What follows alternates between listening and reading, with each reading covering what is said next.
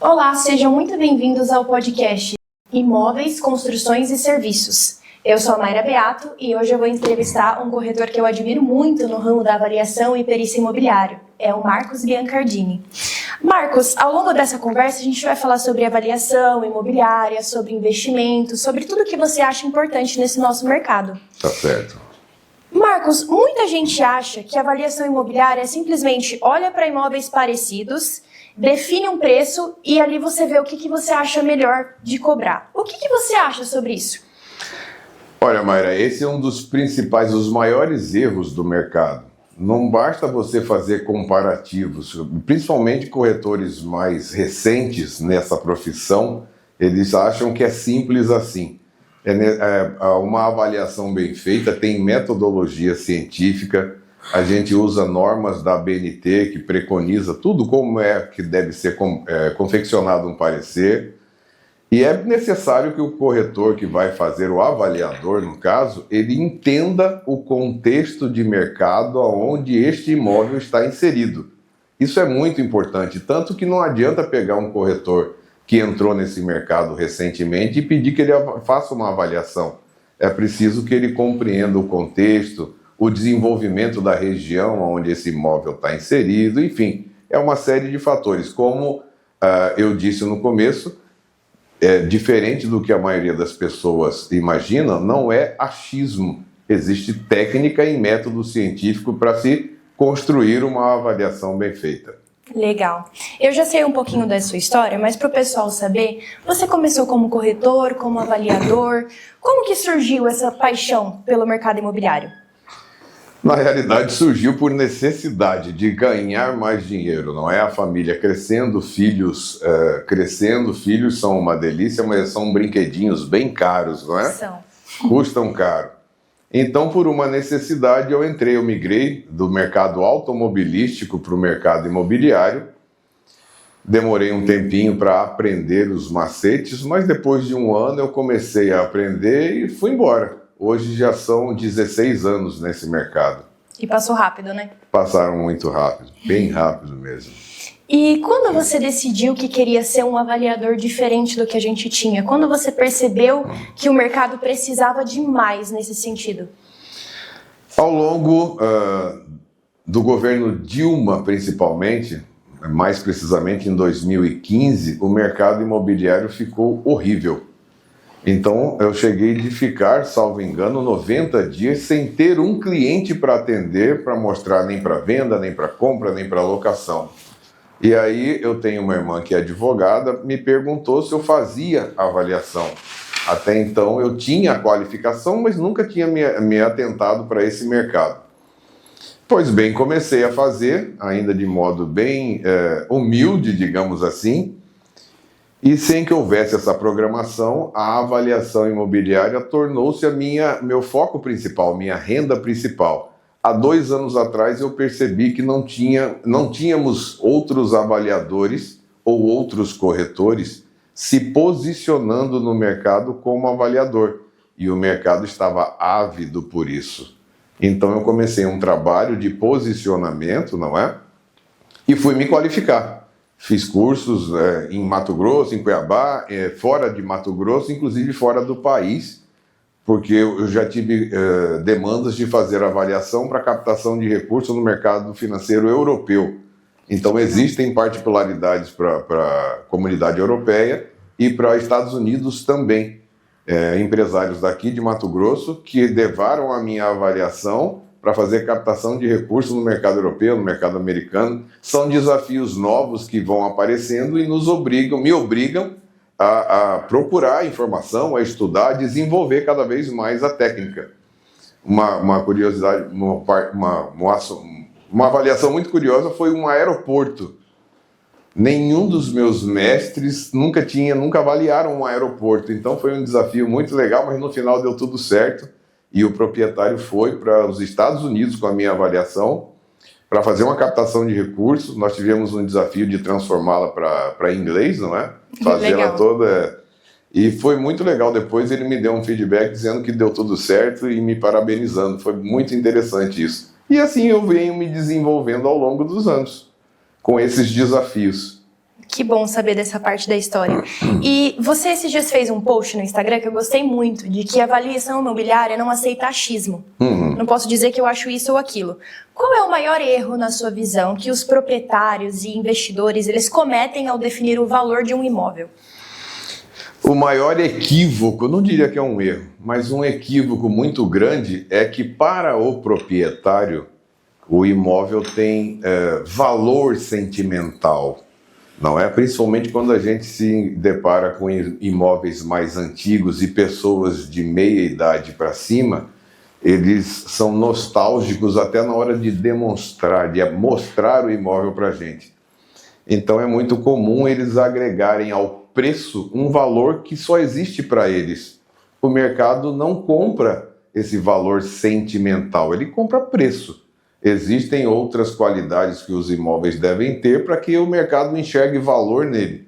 Mas esse é o maior equívoco das pessoas colocarem, porque meu pai, suor, sangue, lágrimas, não é? Meus filhos, toda uma história familiar em cima de um imóvel, mas que só tem valor para ele. Para o mercado isso não tem valor.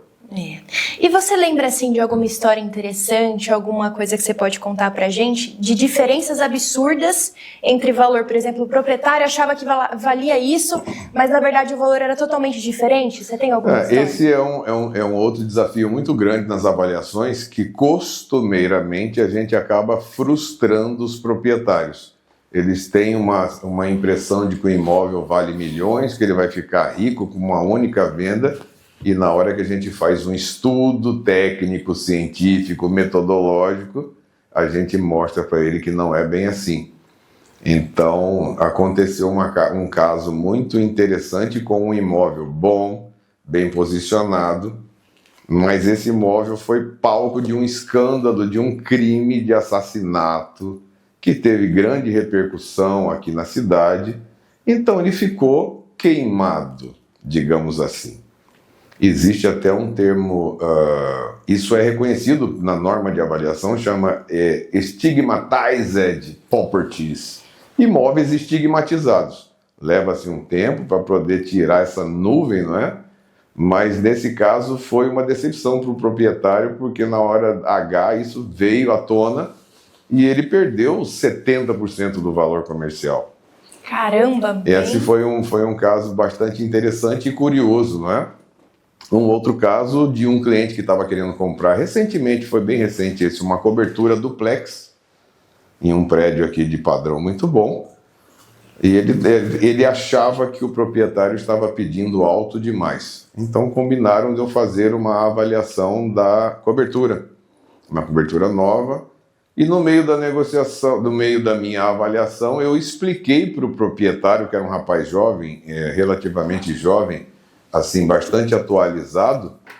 Ele leu minha avaliação e depois ele me contratou para fazer avaliações de outros imóveis dele, porque ele viu e o comprador, eles fecharam o negócio, o comprador economizou R$1 milhão.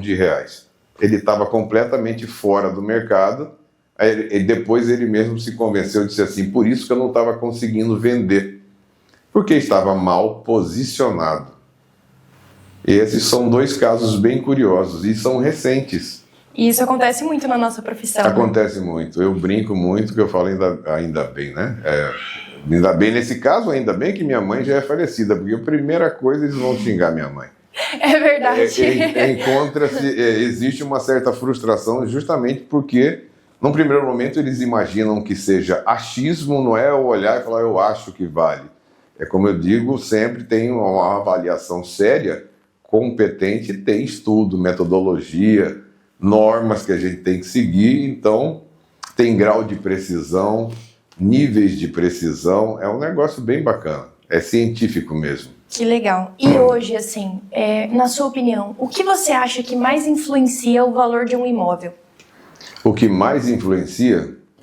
Olha, Mayra, tem inúmeros fatores, né, que são responsáveis por essa valorização. A primeira é mercado, demanda, oferta e procura. Isso, dependendo do mercado, ele valoriza rápido. Outra situação é a região. Hoje nós temos em Cuiabá alguns vetores de desenvolvimento para padrão médio-alto, outros vetores para padrões mais baixos. Então, se você está comprando um imóvel com determinadas características no local certo, com infraestrutura urbana no entorno, transporte coletivo, coleta de lixo, essas coisas todas ajudam bastante a valorização. Mas o que determina mesmo é a oferta e procura, é a lei de mercado. Perfeito. E existem imóveis que parecem excelentes negócios, que a gente olha assim e fala assim, meu Deus, comprei a ideia. Para você, o que você não compraria de forma alguma? No lado imobiliário, o que você não investiria? O que eu não investiria em imóvel... Você nunca vai ouvir ninguém falar que perdeu dinheiro investindo em imóvel. Não existe. Tijolo é moeda forte. Essa frase é muito interessante. O que eu não compraria seria um imóvel com problemas no documento. Com problemas de documento. Isso é um abacaxi, olha... não vale a pena. Não vale a pena. Você acaba correndo um risco muito grande de perder dinheiro. Muita gente acredita que imóvel sempre valoriza. Na sua opinião, isso é mito ou é verdade? É verdade. Como eu falei agora há pouco, você nunca vai ouvir alguém falar que perdeu dinheiro com imóvel. Então, imóvel é um investimento bastante seguro, tranquilo e sem risco. O risco é muito baixo. Verdade. Eu ouço essa frase do meu pai desde que eu nasci. Principalmente se você fizer uma avaliação antes da aquisição. Esta avaliação vai te mostrar se esse imóvel tem futuro mais rápido ou maior ou não. Muito legal. E, na sua opinião, qual que é a importância de uma avaliação imobiliária para quem quer investir visando a rentabilidade rápida? A avaliação, como eu disse no começo da nossa conversa, ela vai, uma avaliação bem feita, ela vai mostrar todo o contexto onde o imóvel está inserido e apontar para qual direção ele caminha. Então, hoje eu atendo alguns clientes já antigos, eles são investidores, eles não fazem nada sem antes fazerem uma avaliação para auxiliá-los. A avaliação auxilia eles na tomada de decisão. É muito importante que você entenda para onde o mercado vai, quais são as tendências, para você não comprar um imóvel obsoleto, talvez. Não que ele vá dar prejuízo, mas a rentabilidade é menor. É um público mais seleto, né? Mais restrito. Isso. E nos dias atuais, hoje tem muitas pessoas que falam que é melhor você morar de aluguel e colocar o dinheiro em investimento. O que você diria para essas pessoas sobre comprar um imóvel próprio? Compre o seu imóvel. Primeira coisa, isso não há dúvida. Existe hoje no mercado, nós temos hoje, isso é fato, 12 milhões de famílias no Brasil querem comprar um imóvel nos próximos 3 anos. 12 milhões de famílias. E no meio dessa nova geração que o mercado cria, né, as gerações aparecem, existe a geração dos sem imóvel. Eles não querem ter imóveis. Como muitos não querem ter filhos. Então eles são chamados de uma geração nômade, não é? Eles querem passar determinado tempo, cada hora num local. Ao invés de comprar, eles vão usar esse dinheiro como aplicação, vão passear, vão curtir a vida. Então a minha sugestão é compre o seu imóvel. Pelo menos tenha um CEP, como eu brinco, tenha o seu CEP. Depois disso você pode, compensa, vale a pena, eventualmente, arriscar em outras situações. Que legal. E hoje, se você tivesse 1 milhão, o que você faria? Compraria um imóvel residencial, um imóvel comercial, um apartamento? Explica pra gente o que o Marcos investiria hoje. 1 milhão hoje não é muito dinheiro, né? Não. Quando há 16 anos atrás nós falávamos, casa de rico custa 1 milhão. Hoje a gente brinca e sabe que casa de rico vale 10 milhões. Tranquilamente. Melhorou bem, não é? Inclusive os honorários dos corretores.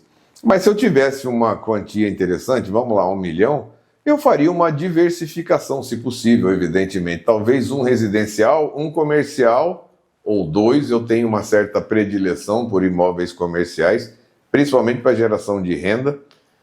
E talvez um pouco em mercado financeiro, algo assim. Mas sem dúvida que 70% no mínimo seria imóvel. Eu não gosto de correr riscos. E imóvel é o mais seguro. Eu sou mais conservador na hora dos investimentos. Legal. E qual que foi a perícia ou a avaliação mais curiosa que você já fez? Mais curiosa, olha, tem tantos casos. Eu considero uma muito interessante essa do aeroporto. Foi um desafio. Foi bem legal porque eu não tinha parâmetro de nada. Não dava nem para comparar com outros aeroportos, não tinha nada. Você não acha na internet ninguém vendendo um aeroporto, você não tem esse tipo de... Não tinha parâmetro de nada.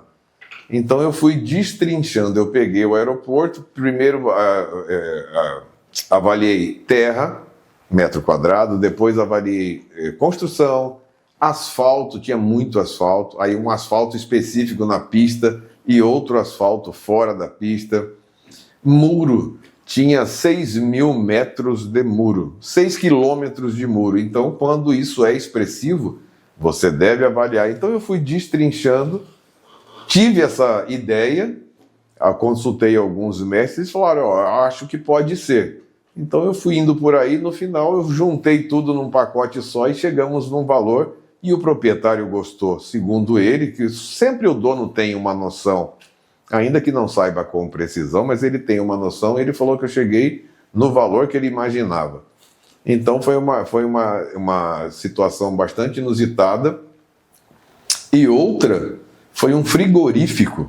Legal. Eu fui avaliar um frigorífico que abate 1.200 cabeças de gado por dia. Grande. Conhecer as entranhas do frigorífico foi muito interessante. E o valor também, acho que seguramente foi o imóvel de valor mais alto, passou de bilhão. E também usei a mesma, eu não fui avaliar o business, o negócio, eu fui avaliar o imóvel onde está implantado uma planta de frigorífico com outorgas para venda de carnes para Estados Unidos, para Arábia, China e, salvo engano, outro país lá do Ocidente, eu não lembro agora.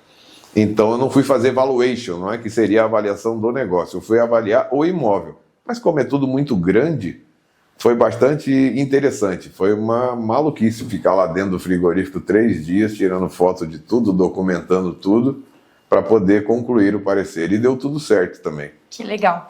Eu tive um cliente uma vez que ele falou que a avaliação imobiliária era fácil, qualquer um faz.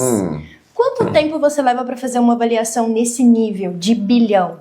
De bilhão? Aproximadamente 15 dias. Focando 100% nela. Tem muito, Mayra, se você entrar na internet, tem muita gente vendendo planilha para avaliar, para não sei o quê. Parece tão simples, não é? Essas pessoas eu considero que estão, inclusive, estragando esse mercado, que é muito sério. Os nossos pareceres auxiliam pessoas na tomada de decisões muito sérias. Eu atuo, por vezes, como perito também. Eu sou nomeado perito. Hoje, atualmente, eu estou perito, né? A gente fala, eu sou perito avaliador, só porque a palavra perito fica mais bonito. Mas a gente é perito durante o curso de um processo determinado. Hoje eu estou perito em 6 processos. E as avaliações que a gente coloca lá no processo, peticiona, elas vão auxiliar o juízo na tomada de decisão. Às vezes, decisões que influenciam diretamente na vida de famílias. No caso de litígio por conta de inventário. É muito comum fazer avaliação para inventário, porque na hora que os proprietários morrem, os herdeiros acham que vão se dar muito bem, vão ficar ricos, né? E aí, para que não haja um conflito em família, o mais sábio é fazer uma avaliação imparcial, de mercado, uma pessoa que não tem ligação direta com ninguém vai lá, e aí esta avaliação ajuda eles a entenderem o real valor do imóvel para fatiarem, para cada um pegar o seu quinhão. Dias atrás, tínhamos um colega aqui de Mato Grosso, inclusive, que fez uma publicidade do curso ao laudo em 2 horas. Eu não consigo nem imaginar como é que é isso. Dá até medo, né? Eu posso seguramente te falar que eu estou me dando muito bem nesse segmento em virtude de uma certa vaidade. Eu tenho extremo cuidado, eu tento sempre entregar um pouco mais do que o cliente espera, surpreender positivamente. E é como eu te disse, eu não consigo fazer um negócio em 10 minutos. se eu não tiver certeza. Teve um caso muito interessante, até aproveitando a sua pergunta anterior, de uma delegada que tem uma área muito grande, uma delegada aposentada. Ela me pagou para fazer uma avaliação, ela falou que era uma coisa, na hora que ela mandou a documentação era totalmente outra. Eu cheguei para ela e falei, olha, eu não consigo, eu vou te devolver o dinheiro, eu não tenho capacidade e não tenho parâmetro. Aí ela riu e falou assim, que bom ouvir isso de você, se você dissesse que ia fazer, eu ia ficar desconfiada. Eu não quero o dinheiro de volta, você vai ficar me devendo uma avaliação, uma vez por ano eu vou te cobrar. Eu entreguei para ela semana passada, 3 anos depois. Por conta da cidade ter chego próximo do imóvel dela, aí sim eu tive capacidade e condições técnicas de fazer. E deu tudo certo. É o que eu estava concluindo, porém, muita gente promete tudo, fala que é fácil, acham que é fácil. Tem muito corretor que não tem sequer noção da responsabilidade. Ele assina aquilo. Aquilo vai parar num processo judicial, ele tem responsabilidade civil. Então não é brincadeira, não é achismo, e é uma coisa muito séria e interessante. E não é para qualquer um, né? A pessoa tem que querer fazer. Olha, até é para todo mundo, mas a pessoa precisa se qualificar, precisa amadurecer. Salvo engano, tem na norma que o corretor não pode ou não deve, não tenho certeza disso, eu não me recordo mais, ser avaliador ou fazer avaliações com menos de 3 anos de exercício da profissão de corretor. Porque antes disso ele não consegue nem ler o mercado, nem compreender o mercado. Então é preciso que tenha um mínimo de maturidade como corretor para poder saber confeccionar esses pareceres. Essa é uma informação interessante. E se você pudesse dar um conselho para quem está comprando, vendendo ou investindo em imóveis hoje, qual seria? O conselho é, evidentemente, faça sempre uma avaliação imobiliária, peça sempre, porque isso faz as pessoas economizarem muito, diminui a margem de risco, a pessoa ajuda na tomada de uma decisão mais concisa, mais concreta, mais pé no chão, e isso aumenta a garantia dele ter sucesso no negócio. Legal. E na sua carreira de 16 anos, qual que é a maior lição que você tira sobre o mercado imobiliário? Patrimônio, construção de investimentos? Olha, a maior lição, todas são muito grandes e muito boas. Eu me dei bem nesse mercado. Na época do Cresce, muitos me perguntavam qual é a fórmula do sucesso. Eu que participava das entregas de carteiras, não são carteirinhas, são carteiras, eu falava assim, olha, o básico é seja honesto. Seja honesto. Muita gente aí não age dessa maneira. E isso acaba saindo como um tiro no pé. Com relação ao imóvel, me perdoe, qual foi a pergunta? Eu acabei devaneando aqui, esqueci. Nessa carreira, no que você construiu, qual que é o conselho que você dá sobre construção de patrimônio, imóveis, compra, investimento? Olha, eu não tenho tantos imóveis assim, eu ainda não construí tanto assim, mas assim, a gente assessora muita gente que está nesse mercado, acaba ajudando muita gente. Como eu já disse anteriormente, tijolo é moeda forte. Você não vai perder dinheiro, basta ter um pouquinho de auxílio, talvez, se você não tem a percepção mais real do mercado, um auxílio de uma avaliação, um avaliador, um corretor amigo, vai te ajudar na tomada de decisão e você vai inevitavelmente aumentar seu patrimônio, geração de renda, porque você pode comprar imóveis para alugar. Hoje temos Airbnb, que está na moda, não é? Imóveis tipo estúdio, que a pessoa compra e coloca num pool de locações aí, dá uma renda muito boa. Enfim, são direcionamentos. Procure sempre um especialista. Quando você está com um problema de saúde e você não vai ao médico, por que não fazer a mesma coisa na hora dos investimentos, não é? Procure um corretor experiente no mercado para pegar informações, conclusões, para ajudar na tomada de decisão mesmo. Que legal. E Marcos, perguntando assim pessoalmente, qual é a importância de um bom corretor hoje na vida de quem quer comprar um imóvel? É justamente isso que vai englobar tudo isso que nós falamos, não é? A importância do corretor, ele funciona como um médico para uma doença. Ele não vai deixar você entrar numa roubada, entrar numa fria, ele vai fazer análise de documentação, análise de mercado do imóvel, ver as questões comerciais de modo geral para que você não entre numa fria. As pessoas, quando têm problemas com justiça, contratam um advogado. Quando tem problema de saúde, contratam um médico. Quando o pet tem problema, levam num veterinário. Por que não alguém para cuidar dessa parte de imóveis?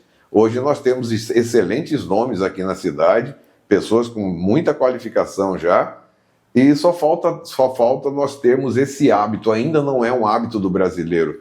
Fora daqui, na América do Norte, por exemplo, nos Estados Unidos, que eu tenho um pouco mais de intimidade, o corretor é um profissional extremamente valorizado. Extremamente valorizado. Aqui no Brasil ainda falam comissão, lá nos Estados Unidos são honorários. É diferente, tudo isso ajuda no posicionamento. Mas a gente está amadurecendo a cada vez mais, está ficando melhor. Vamos chegar lá uma hora. O seu posicionamento no seu perfil, a forma como você fala, como você se posiciona no mercado, te dá o respeito que você merece. Por isso que eu acho que você é diferente. E a maioria dos corretores hoje, a gente tem muitos corretores no Mato Grosso, mas a maioria não são bons corretores. A gente sabe que o mercado está muito difícil. Sim. E as pessoas entram nesse mercado pelo dinheiro. Normalmente entra quem não deu certo em nada, né? Quando eu fui entrar na profissão, eu ouvi isso. Sim. Profissão de corretor é para quem não quer nada na vida. É que a maioria também não encara como profissão, não é? Encara como um bico, uma coisa temporária. Se ele vender um imóvel rápido, ele até se encanta, se apaixona e vai embora. Mas a maioria, o meu Cresce é número 4.300. Eu tirei em 2010. Hoje, de 0 a 25 anos, chegamos em 4.000. De 2010 a 2016 anos depois, tem 20 mil na minha frente, já está em 24 mil. Tem. É um absurdo, né? Sim. E não tem, o mercado não cresceu com essa mesma exponencialização aí. Mas do mesmo tanto que entra, sai, o mesmo tanto que entra achando que vai ficar milionário, eles pensam que pegou a carteira, vai cair Pix de 50 mil na conta. E a gente sabe que não é assim, não é? Você S.A., como eu brinco, o primeiro ano, é uma empresa. Segundo ano, hoje eu estou numa situação confortável, mas 16 anos depois, qualquer empresa com 16 anos de história já passou pela turbulência, entende? Uhum. E graças a ter atitudes honestas, mesmo em momento de desespero, que eu já tive muito, eu não sou diferente de ninguém, eu não agi errado, entende? Teve gente que já agiu errado demais, comigo inclusive, passa uma perna. Então agora, para encerrar o nosso quadro, eu quero te fazer uma última pergunta. Pois não. Que é uma pergunta muito importante para a nossa profissão. Nessa profissão, depois de tantos anos de mercado, qual é a importância da honestidade para você? Boa pergunta, bela pergunta. A honestidade é a principal receita para o sucesso na profissão imobiliária. Como em todas, não é? A gente está tão cansado de golpes aí das mais diversas maneiras que ser honesto hoje é um preceito básico que todo mundo deveria cumprir. Mas por vezes me perguntaram já qual era a fórmula do sucesso e o básico é: seja honesto e conheça o mercado. A profissão de corretor de imóveis é muito legal. É a profissão no Brasil que possibilita, no menor tempo possível, o maior ganho possível. É muito interessante. Nós temos colegas que têm ganhos superiores a de juízes, magistrados. Tem gente que ganha o que empresários que movimentam milhões não retiram como salário. É muito legal, é plausível, o mercado é muito dinâmico, o mercado não para, pessoas casam, pessoas separam. 8.500 nascimentos por dia, então 18 anos depois, 8.500 pessoas por dia fazem 18 anos. Então tudo isso é mercado que vai abrindo. Se o corretor tiver um pouquinho de paciência, um pouquinho de persistência, estudar sobre o mercado, qualquer pessoa se dá bem nisso, sendo honesto. Sendo desonesto é voo de galinha, começa e acaba muito rápido. Essa é a principal dica que teria para deixar para os colegas corretores. Que legal, que dica maravilhosa. Eu acho que para a nossa profissão é extrema importância, porque as pessoas elas esquecem, né? Esquecem. Que o que a gente planta hoje, a gente colhe amanhã, né? É a lei natural das coisas. Se você plantou melancia, você vai colher melancia. Não tem como ser diferente. Então, plante coisas boas, que coisas boas retornarão. Perfeito. Então, eu pessoalmente, Marcos, quero te agradecer por estar aqui, por me falar um pouco da sua história. Obrigado. Que é uma história que eu admiro de forma pessoal. Obrigado. Te sigo e te acompanho. E acho que você tem sim que lançar uma mentoria. E agradeço também as pessoas que assistiram esse podcast. E vão vir muitos outros por aí.